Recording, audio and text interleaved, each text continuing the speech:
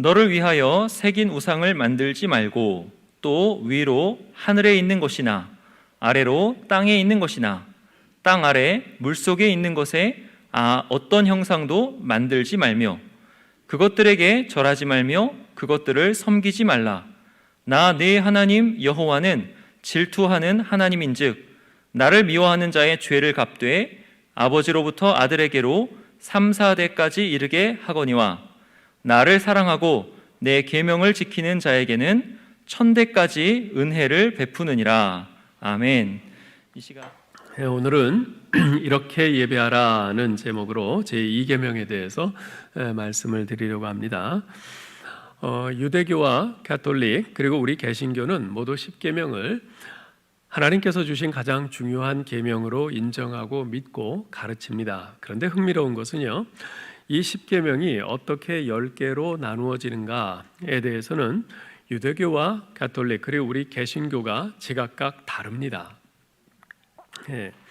유대교는요 20장 2절 나는 너를 애굽 땅 종되었던 집에서 인도하여 낸 내 하나님 여호와니라 라는 이 말씀을 제1계명으로 그렇게 봅니다. 그리고 3절로 6절에 언급된 나 외에는 다른 신을 내게 두지 말라, 너를 위하여 새긴 우상을 만들지 말라. 우리 개신교에서 1계명, 2계명으로 보고 있는 이 둘을 합해서 하나의 계명으로 해서 제2계명으로 취급을 합니다. 그리고 3계명부터는 우리와 똑같아요. 가톨릭은요 유대교처럼 우리 개신교의 1계명과 2계명을 합쳐서 하나의 계명으로 보는 건 똑같아요. 그런데 이제 그들은 유대교와 다른 점은 그것을 1계명으로 그렇게 봅니다. 그래서 그 순서대로 가면은 이제 전부 9개가 되죠. 1계명하고 2계명을 합쳐서 하나로 보니까 전부 9개가 돼요. 그럼 10계명이 아니라 9계명 아닌가? 근데 또 10계명을 만들었어요. 어떻게 만들었냐 하면 맨 마지막 제 10계명 내 이웃의 것을 탐내지 말라, 이것을 둘로 나누었습니다. 그래서 내 이웃의 아내를 탐내지 말라, 이것을 제 9계명으로 하고 내 이웃의 소유를 탐내지 말라, 이것을 제 10계명으로 해서 10개의 계명으로 만들었습니다. 자, 제가 지금 말씀드리려고 하는 것은 뭐냐 하면 유대교와 가톨릭에서 보듯이 제1계명과 제2계명은 동일한 계명으로 그렇게 취급할 만큼 굉장히 비슷해 보입니다. 실제로 그 내용상 굉장히 많이 흡사하죠. 그래서 우리 개신교인들 가운데도요 도대체 1계명과 2계명이 어떻게 다른 건지 잘 모르겠다, 이렇게 헷갈려 하는 분들이 많이 있습니다. 자, 여러분 1계명과 2계명, 이 1계명과 2계명이 과연 같은 걸까요? 그렇지 않습니다. 이 1계명과 2계명을 똑같은 거라 이렇게 보고 합치는 것은 이 두 계명을 제대로 이해하지 못하고 있는 것입니다. 1계명과 2계명은 완전히 다른 계명이에요. 자, 그러면 어떻게 다른가? 여러분의 이해를 돕기 위해서 제가 질문을 하나 드리겠습니다. 한번 잘 생각하고 답해 보셔요. 여러분 절에 가서 불상에게 절을 하거나 일본의 신사 같은 거 있죠? 일제시대 때 신사 참배했는데 그런 신사 참배를 하거나 또는 이슬람의 모스크에 가서 알라 신에게 경배하는 거, 이거는 1계명과 2계명 중 어느 계명을 범한 것일까요? 네? 마스크 써서 입모양 안 보인다고 그냥 대충 하시는데 1계명입니다. 이건 1계명을 범한 거예요. 왜 그렇습니까? 제1계명은 하나님이 아닌 다른 신을 섬기지 말라는 것이기 때문에 그렇습니다. 자, 그럼 이건 어떨까요? 출애굽기 32장에 보면 모세가 하나님의 부르심을 받고 시내산에 올라갔는데 한 달이 지나도록 내려오지 않아요. 그러자 백성들이 막 아론을 조릅니다. 그러자 아론이 그들의 압박에 못 견뎌서 결국 그들의 손에서 금고리를 받아 녹여서 그걸로 금송아지 형상을 만듭니다.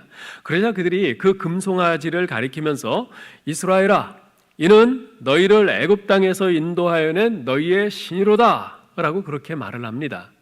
자, 그러면 지금 이스라엘 백성들이 지금 이렇게 한 것은 제1계명과 2계명 중 어느 것을 범한 것일까요? 2계명이에요. 왜 그렇습니까? 제2계명은 다른 신의 우상이나 형상에 절하는 것이 아니라 하나님을 섬긴다고 하면서 하나님 대용품으로 다른 것을, 우상을 만들어 놓고 그것에 절하는 것을 금지하는 것이기 때문에 그렇습니다. 좀 확실히 구분이 되시죠? 즉 제2계명은 하나님, 여호와 하나님을 의미하는 그 어떤 형상이라도 만들지 말고 그것에 절하지 말라는 겁니다.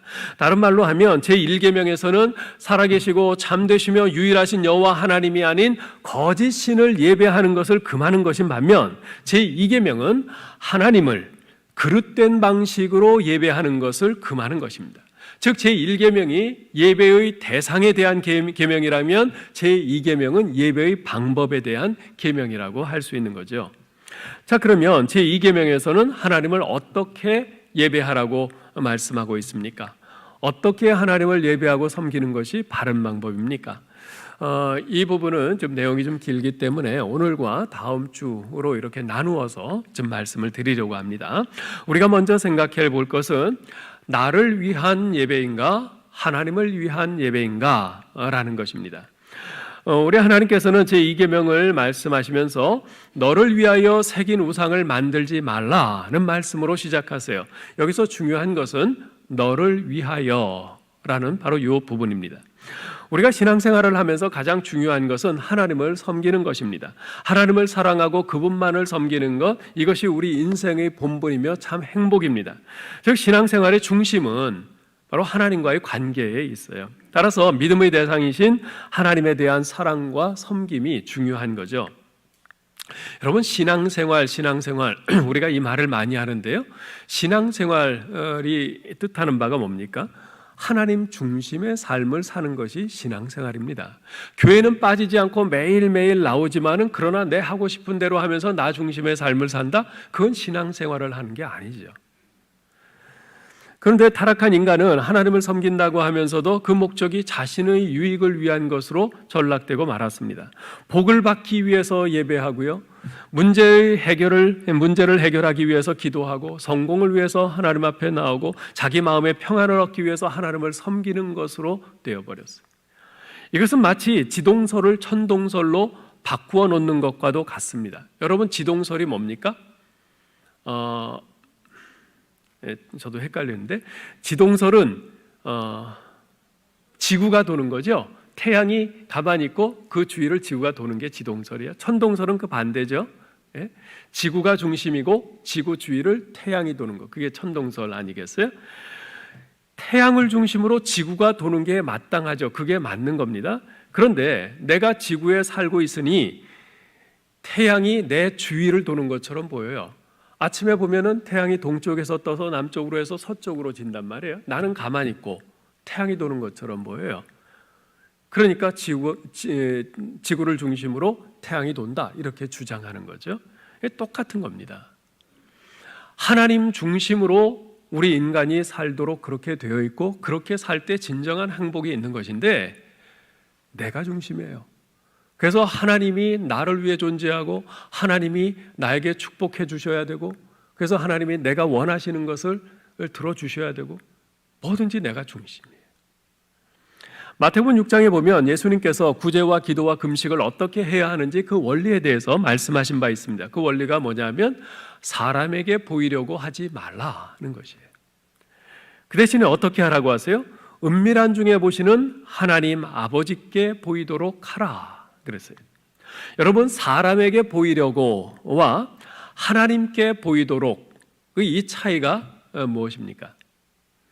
사람에게 보이려고는 내가 사람들로부터 칭찬받고 인정받으려고 하는 겁니다. 반면에 하나님께 보이도록은 하나님의 기쁨을 위해서 하는 것입니다. 그것이 어디 구제와 기도와 금식뿐이겠어요? 예배를 드리면서도 어떻게 하나님께 영광을 돌리고 감사드리고 찬양을 올려드릴 것인가, 어떻게 하면 하나님을 제대로 섬길 것인가, 여기에 관심을 갖기보다는 이 예배가 나에게 은혜가 되는가 안 되는가, 내가 은혜를 받느냐 못 받느냐, 이 예배가 나를 만족시키고 나를 기쁘게 하는가 못하는가, 여기에 관심이 모아져 있어요. 즉 예배의 중심에 하나님이 아니라 내가 그 자리를 차지하고 있는 거죠.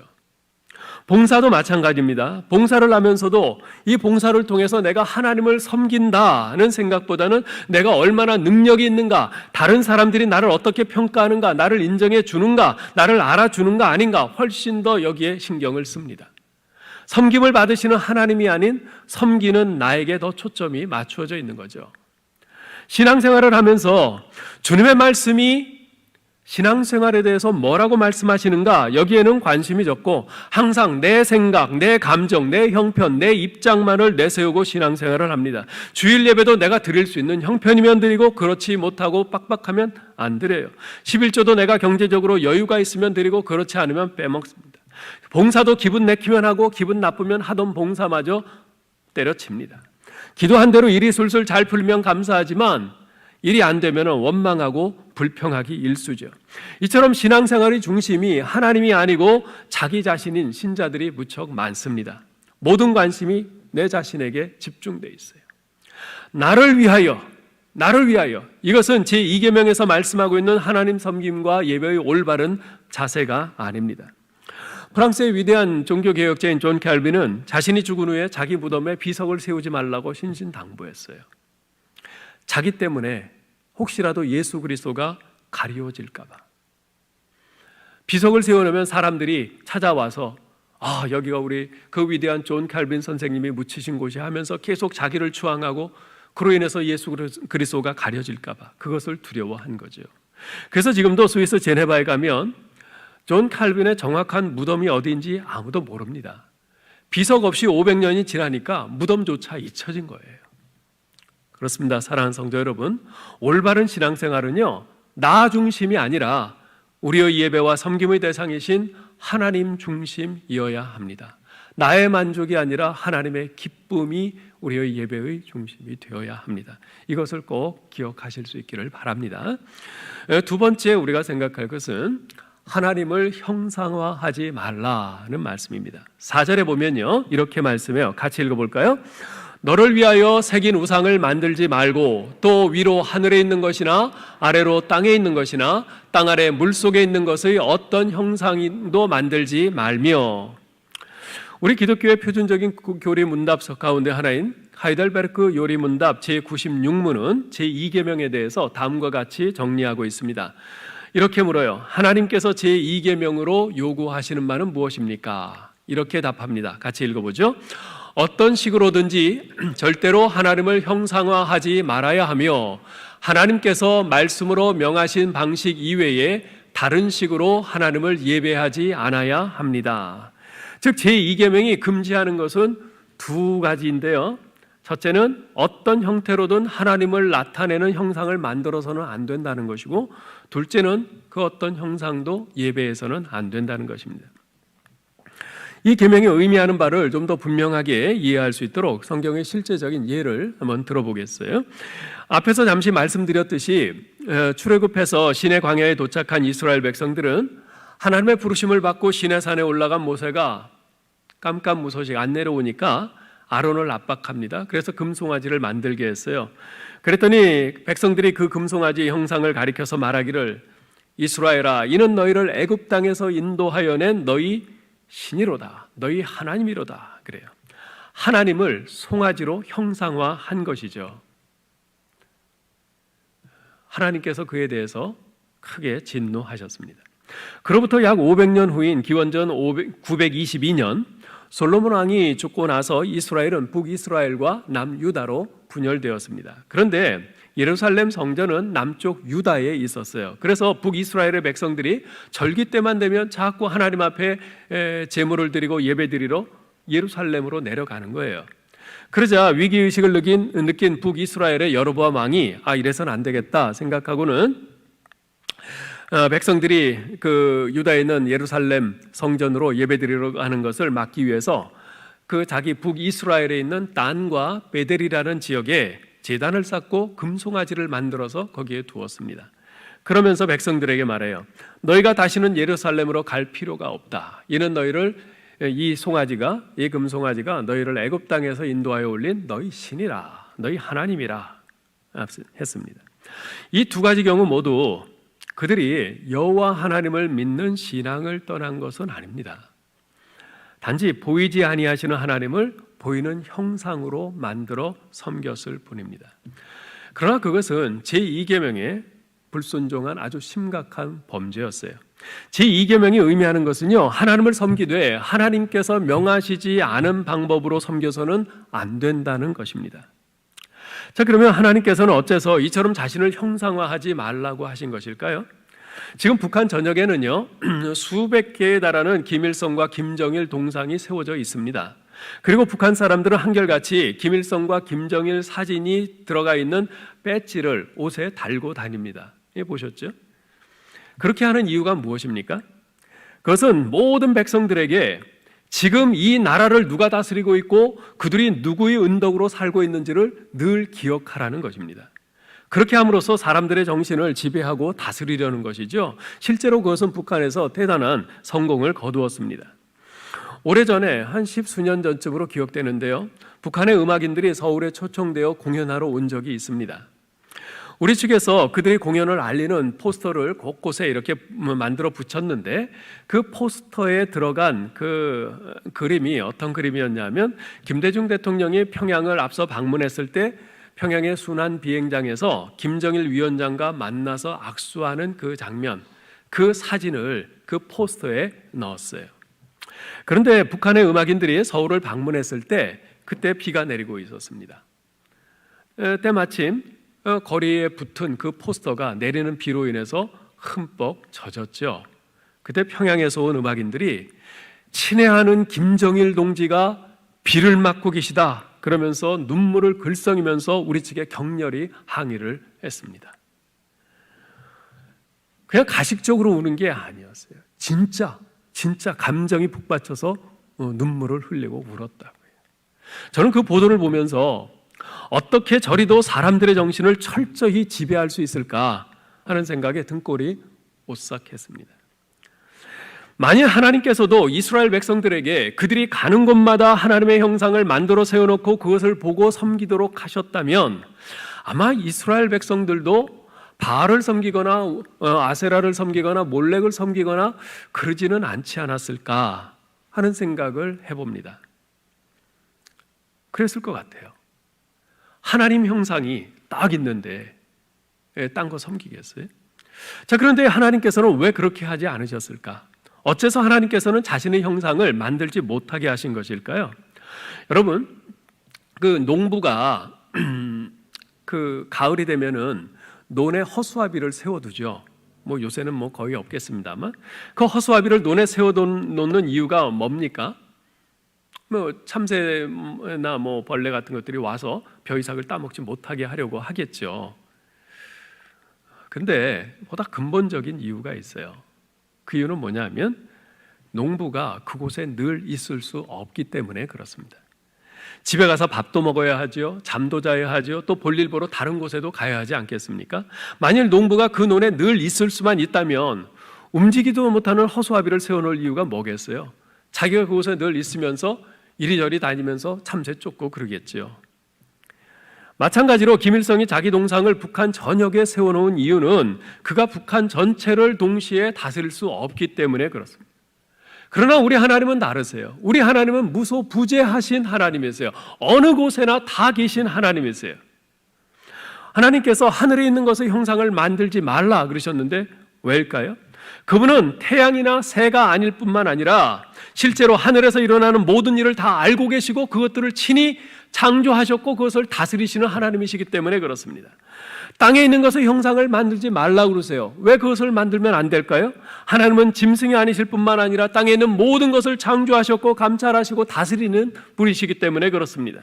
땅 아래 물속에 있는 것의 형상을 만들지 말라고 그러세요. 왜 안 될까요? 그것은 하나님은 물고기가 아니실 뿐만 아니라 바닷속에 있는 모든 것들을 창조하신 분이시고 그 모든 것들을 알고 계시고 다스리시는 하나님이시기 때문에 그렇습니다. 여러분, 공중의 새나 땅의 육축이나 바다의 물고기, 심지어 하늘의 해, 달, 별, 그 어떤 것도 하나님을 대신할 수는 없습니다. 왜냐하면 하나님께서는 그 모든 것들을 창조하신 분이시고 그것들을 전적으로 자신의 뜻에 따라 다스리시는 분이시기 때문에 그렇습니다. 이 세상에 그 어떤 것이라 할지라도 그것은 감히 우리 하나님을 대신할 수 없어요. 질적으로 어마어마한 차이가 있습니다. 이스라엘 백성들이 금송아지를 만들어 놓고 자, 이것이 너희를 애굽에서 구원해낸 너희 하나님이다 라고 한 것에 대해서 후에 시편 기자는 이렇게 평가합니다. 시편 106편 19절 20절인데요. 같이 읽어보죠. 그들이 호렙에서 송아지를 부어 만들고 부어 만든 우상을 경배하여 자기 영광을 즉 자신들의 하나님을 풀먹는 소의 형상으로 바꾸었도다. 즉 그들은 하나님을 송아지 수준으로 끌어내린 것입니다. 이 어찌 하나님을 무시하고 하나님을 진노하시게 하는 행위가 아니겠습니까? 우리 아이가 7, 8살쯤 되었을 때인데요. 어느 날 그 플라스틱 그 점토 있죠? 그거 가지고 뭐 오물딱 이 형상도 만들고 저런 것도 만들고 뭐 막 그러지 않습니까? 그 플라스틱 점토를 가지고 뭘 만들고 있는 거예요. 그래서 제가 물었어요. 예람아, 뭐 만들고 있니? 그랬더니 아빠 그래요. 그게 아빠라고? 새 같은데? 그랬더니 응, 이게 아빠야. 아빠는 새처럼 생겼잖아. 그런 거예요. 그래서 제가 거울을 들여다봤어요. 내가 새처럼 생겼나? 아주 심각하게 고민했어요. 정말 모욕감을 느꼈어요. 내가 새처럼 생겼다니. 물론 제가 새처럼 이렇게 깜빡깜빡하는 건 있지만 여러분 지금 제2계명에서 하나님께서 말씀하고 계신 것이 바로 이런 겁니다. 너희가 만드는 그 어떤 형상도 나 여호와 하나님을 정확히 표현하지 못한다. 오히려 그것은 너희로 하여금 나를 오해하게 만들 뿐이다. 는 것이 그렇습니다. 우리가 일단 하나님을 어떤 형상으로 만들어 놓기 시작하면요, 그때부터 우리의 의식은 하나님을 그 형상으로 제한하게 됩니다.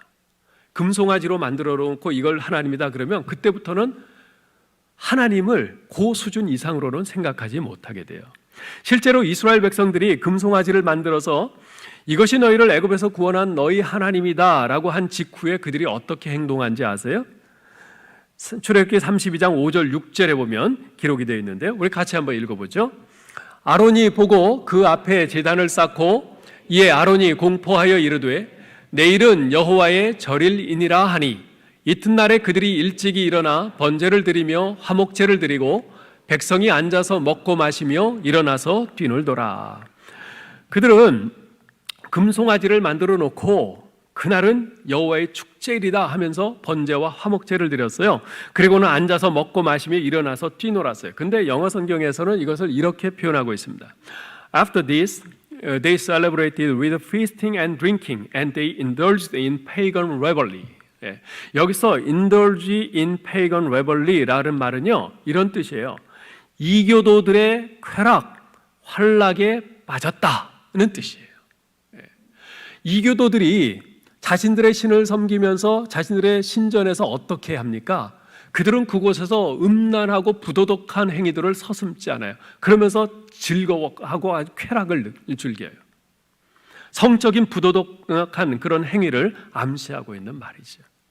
여러분, 이들이 한 일을 잘 보세요. 이들은 금송아지를 만들어 놓고 이것이 하나님이라 하면서 번제와 화목제를 드렸어요. 종교적인 의식을 치렀습니다. 신앙적인 행위들을 했어요. 그리고는 곧바로 성적인 부도덕한 행위에 빠져들었습니다. 어떻게 그럴 수 있습니까? 충분히 가능해요. 여러분, 금송아지가 그들이 하나님이라고 생각할 때 얼마든지 그럴 수 있는 겁니다. 한번 생각해 보세요. 그들이 소 앞에서 음란하고 부도덕한 행위를 한다고 해서 소가 그들한테 뭐라고 하겠어요? 아니에요. 아무 말 안 합니다. 그저 그 큰 눈만 껌뻑껌뻑 할 거예요.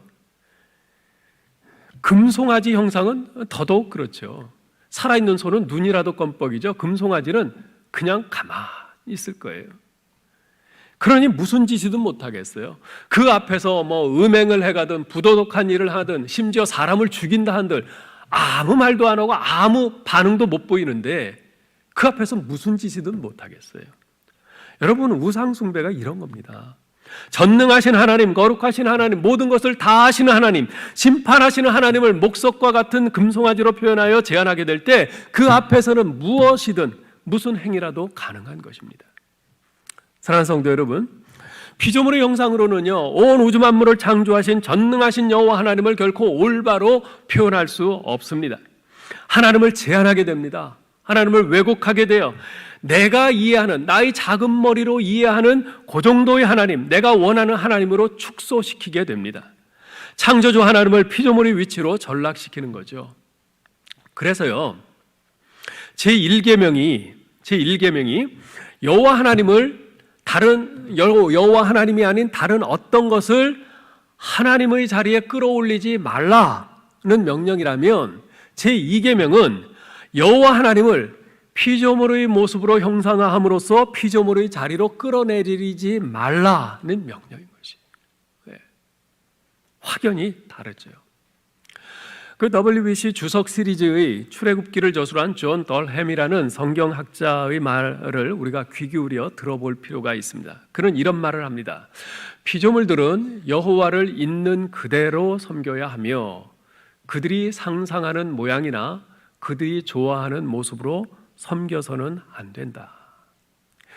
여호와 하나님을 있는 그대로 섬기래요. 하나님의 형상이 있습니까? 없어요. 하나님은 영이세요. 그러니 자꾸 하나님을 눈에 보이는 어떤 형상으로 만들지 말고 보이지 아니하시는 영이신 하나님을 그냥 그대로 섬겨야 된다는 것이에요.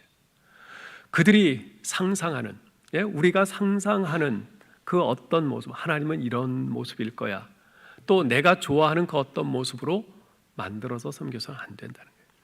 여러분, 욥을 잘 아시죠? 욥이 극심한 고난 중에 우리 하나님께 계속 부르짖습니다. 하나님, 왜 내게 이런 고난을 주십니까?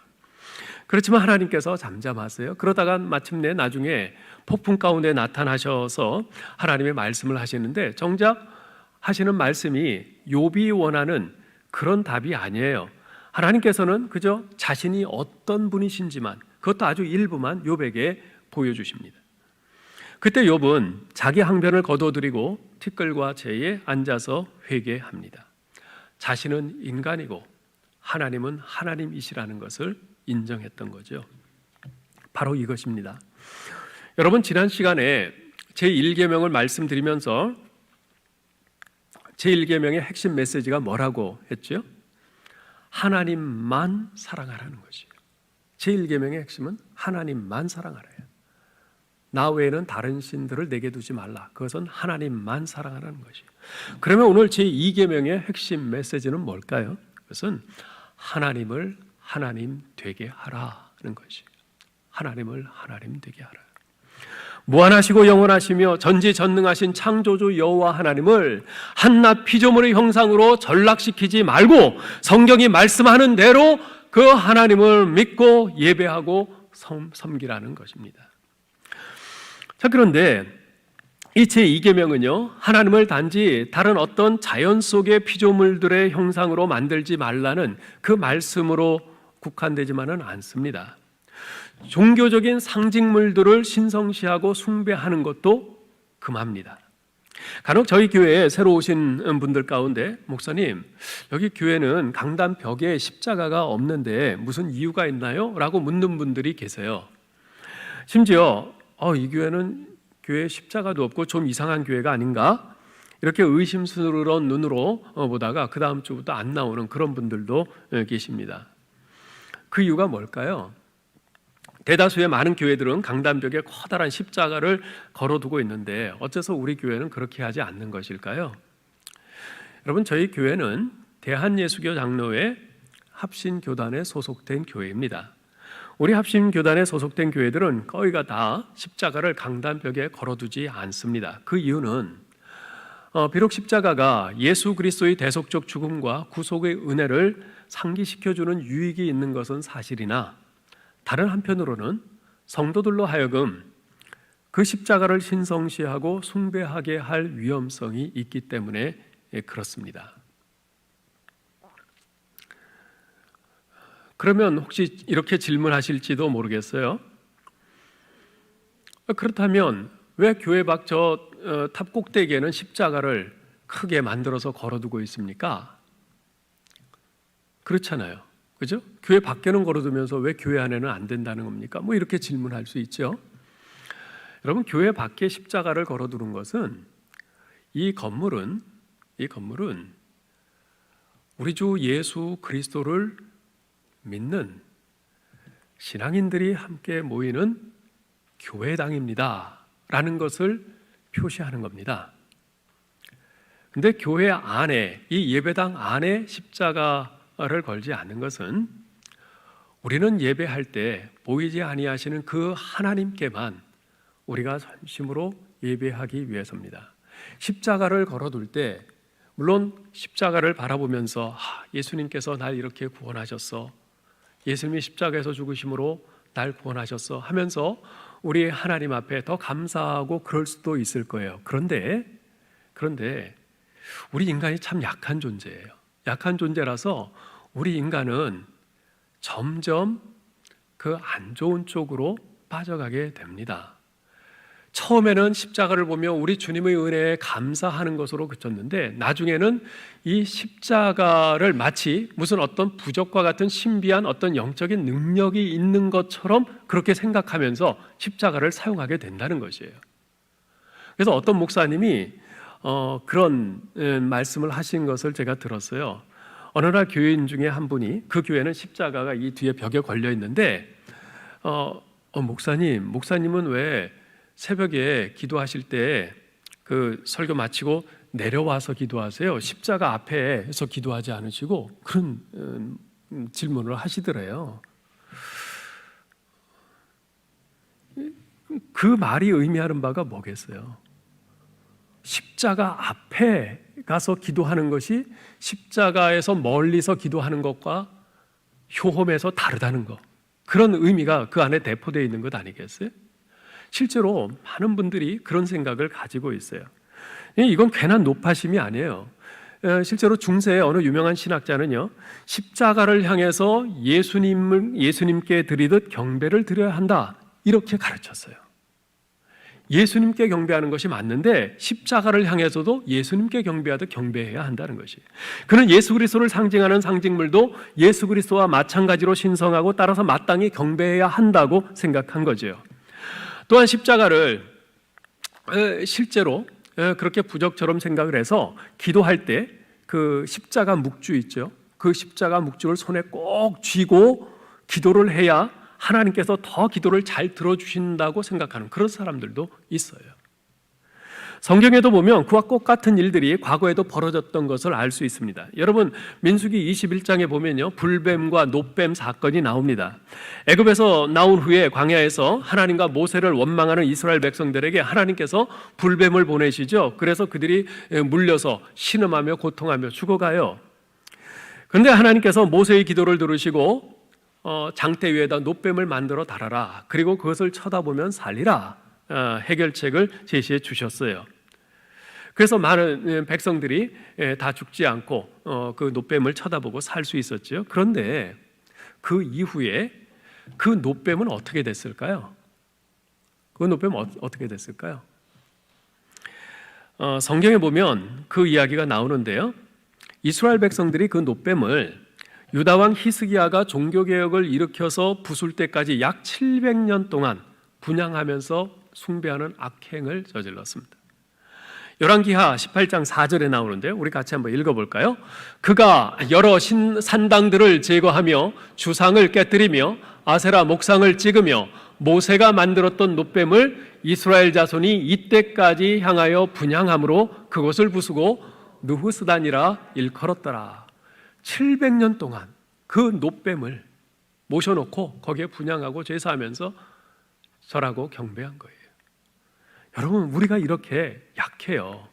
그래서 계속해서 십자가 하는데, 십자가는 귀한 건데 십자가 형상 그 자체에 무슨 신비한 능력이 있는 것으로, 그래서 십자가 귀걸이, 십자가 목걸이, 십자가 묵주 뭐 그런 거 하고, 자동차에도 십자가 달고서 그거 달고 다니면 자동차 사고 안 날 것처럼 생각을 하고 이러는 것은 모두 우리가 이 계명에서 금하고 있는 것에 빠져드는 것입니다. 언약궤도 마찬가지죠. 예루살렘 성전에 있던 언약궤는 바벨론 침공으로 예루살렘 성전이 무너지는 와중에 어디론가 사라져 버렸습니다. 저는 개인적으로 그 언약궤가 사라진 것이 얼마나 감사한지 모르겠어요. 또 하나님께서 직접 써주셨던 십계명의 두 돌판도, 또 제일 처음에 쓰여졌던 성경 원본도 없어진 것이 얼마나 다행인지 모르겠어요. 그뿐인가요? 모세가 들고 다녔던 그 쌍난 지팡이, 예수님께서 입으셨던 겉옷, 예수님을 십자가에 박았던 세 개의 못, 최의 만찬 석상에서 잔을 나누셨던 그 마지막 잔 등등 이 모든 것들이 사라지고 없는 것이 정말 다행이고 전 그것이 하나님의 뜻이라고 생각합니다. 만약 그것들 중에 하나라도 남아있다고 생각해 보세요. 어떤 일이 벌어지겠어요? 그것이 있는 곳에 성지순례 갈 겁니다. 모두들 성지순례 갈 거예요. 그래서 내가 죽기 전에 한번 꼭 가서 그 예수님이 마시신 마지막 잔을 한번 꼭 봐야겠어. 얼마나 그걸 우상화하고 열심히 섬기고 예배하겠습니까? 여러분, 우리가 믿는 여호와 하나님은 우리 눈에 보이지 않는 영이세요. 그러니 보이지 않는 하나님을 눈에 보이는 형상으로 만들어 왜곡시키고 그 왜곡된 하나님께 왜곡된 예배를 드리지 말라는 겁니다. 보이지 않는 하나님을 믿음으로, 성경에서 말씀하고 있는 대로 믿음으로 예배하라고 하십니다. 사실 눈에 보이지 않는 대상을 믿고 예배하고 섬기는 것은 참 어려운 일입니다. 제가 전에 한번 말씀드렸는데요, 다시 한번 말씀드리려고 합니다. 20세기 초에 프랑스 가톨릭의 선교사로서 사하라 사막의 부족들에게 가서 선교하다가 순교한 샤를르 푸코 선교사님이 있습니다. 그분이 사막에서 명상을 하다가 어느 날 스스로에게 자문해요. 하나님을 믿는 신자에게 있어서 가장 어려운 일은 무엇인가? 한참을 명상하다가 이렇게 자답합니다. 하나님을 믿는 신자에게 있어서 가장 어려운 일은 하나님을 믿는 것이다. 그 사하라 사막, 그 땡볕에 가서 곳에 가서 복음을 전하면서 헌신해서 그렇게 열심히 하는데 회개하고 돌아오는 사람은 없어요. 오히려 자기를 괴롭히는 사람이 많아요. 자기는 전심으로 그렇게 하는데 과연 하나님이 살아계신가? 살아계시면 이런 일들이 있나? 왜 하나님께서 살아계시면 이렇게 역사하지 않으시지? 별의별 생각이 다 들 수 있겠죠. 여러분, 보이지 아니하시는 하나님을 믿고 그 하나님을 예배하며 순종하는 것, 그것만큼 힘든 것은 없습니다. 사실 대부분의 사람들은요, 눈으로 보는 것을 믿고 신뢰하죠. 그래서 하나님도 보아야만 믿겠다고 합니다. 어찌 보면 합리적인 말이기도 해요. 그러나 이에 대해서 히브리서 11장 1절에서 뭐라고 합니까? 이런 말을 해요. 믿음은 바라는 것들의 실상이요 보지 못하는 것들의 증거니.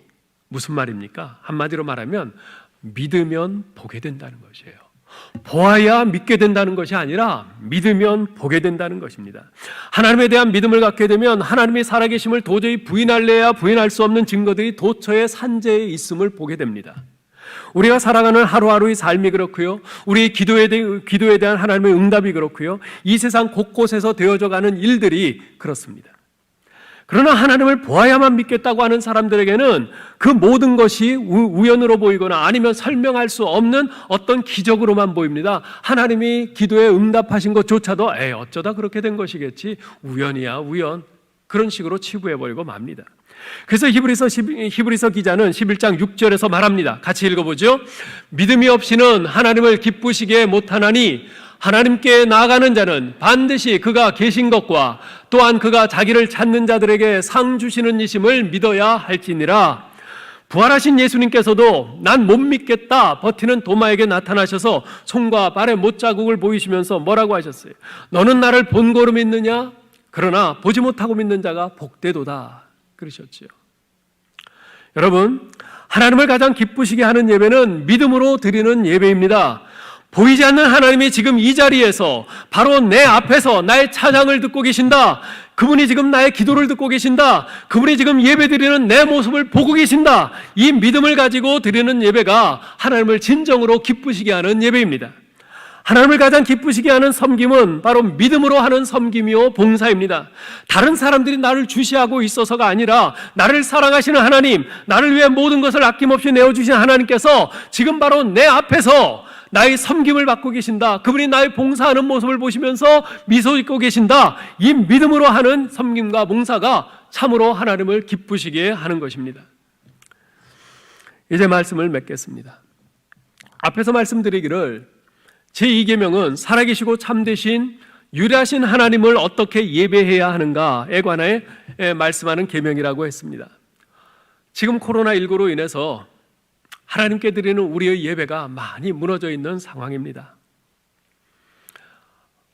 교회에 나와서 예배드리지 못하고 집에서 온라인으로 드리면 되지 않느냐.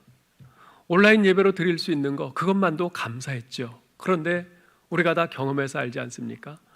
한 주, 두 주 이렇게 지나면서 어느덧 하나님 앞에 예배드리는 우리의 자세가, 우리의 태도가 너무나도 해이해져요.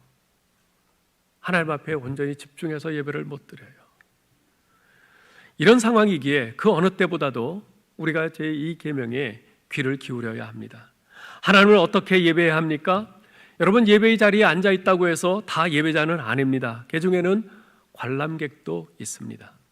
예배자는 하나님을 예배하고 그분을 영화롭게 하기 위해서 모이지만 관람객은 공연을 관람하고 즐기기 위해서 모입니다.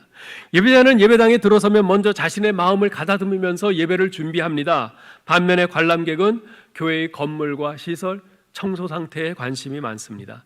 그래서 예배를 위해서 자신의 마음을 준비하기보다 건물과 시설에 더 신경을 쓰고 방역 상태가 어떤가 이것을 지적을 합니다.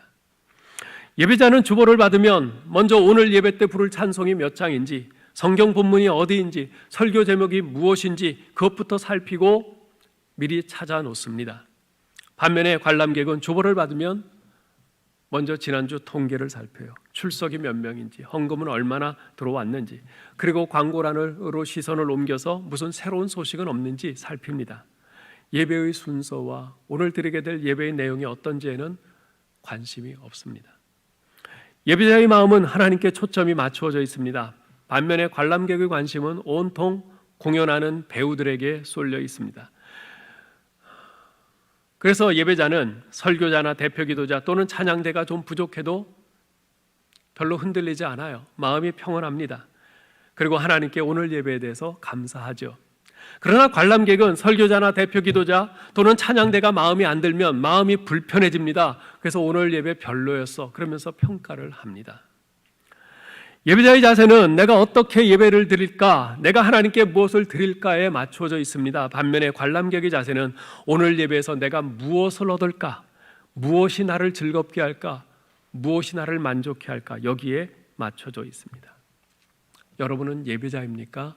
관람객입니까? 하나님께서는 제2계명에서 너를 위하여 우상을 만들지 말고 그것들에게 절하지 말며 그것들을 섬기지 말라고 엄중히 말씀하십니다. 보이지 아니하시는 하나님을 형상화하는 것도 너 자신의 편리와 편안함을 위해서요. 그렇게 형상화한 것에 절하며 예배하는 것도 너의 기쁨과 만족을 위해서가 아니냐는 것이죠. 만일 내가 그렇게 한다면 너는 예배자가 아니라 관람객이다 말씀하십니다. 사랑하는 성도 여러분, 아무쪼록 오늘 이 시간 이후로 보이지 않는 하나님을 예배하되 나를 위해서가 아니라 하나님의 기쁨을 위하여 믿음으로 예배하고 섬기는 참 예배자 되시기를 주님의 이름으로 축원합니다. 하나님의 은혜를 감사합니다. 특별히 저희를 오늘 이 귀한 예배의 자리로 불러주심을 감사합니다. 살아계신 우리 하나님, 유일하시고 참되신 우리의 하나님께 우리 성도들과 함께 이렇게 다시 예배를 드릴 수 있게 되어 이것이 얼마나 감사하고 감사한지 모르겠습니다. 하나님, 이렇게 모인 우리에게 오늘 제2계명을 통해서 우리가 어떻게 하나님을 예배해야 되는지 이에 대해서 말씀해 주셨습니다. 하나님 감사합니다. 그러나 또한 감사함과 동시에 우리 마음에 찔리는 바들도 적지 않습니다. 아버지 하나님, 저희를 긍휼히 여기시고 저희가 이제 이 계명의 가르침에 따라 우리 하나님을 바르게 예배할 수 있도록 도와주시옵소서. 내 자신을 위해서가 아니라 우리 하나님을 위하여, 내 자신의 기쁨과 만족을 위해서가 아니라 하나님의 기쁨과 영광을 위하여 예배하는 저희들 되게 하여 주옵소서. 이 예배의 중심이 우리 하나님이심을 잊지 않게 하여 주시옵소서. 크고 무한하시고 광대하시고 영원하신 우리 하나님을 내 작은 머리로 이해하고 내가 상상하고 내가 좋아하는 그 어떤 것으로 형상화하고 축소하고 왜곡하여 하나님을 잘못 예배하는 일이 없도록 도와주시옵소서. 비록 보이지 아니하시는 우리 하나님을 예배하고 순종하는 것이 쉽지 않지만, 그러나 성령께서 우리를 도우시고 우리를 바른 예배로 이끌어 주실 것을 믿으면서, 또 그렇게 간구하면서 하나님께서 말씀하신 바에 따라 영과 진리의 바른 예배를 드리는 우리 모두 되게 하여 주옵소서. 우리 주 예수 그리스도의 이름으로 기도하옵나이다. 아멘.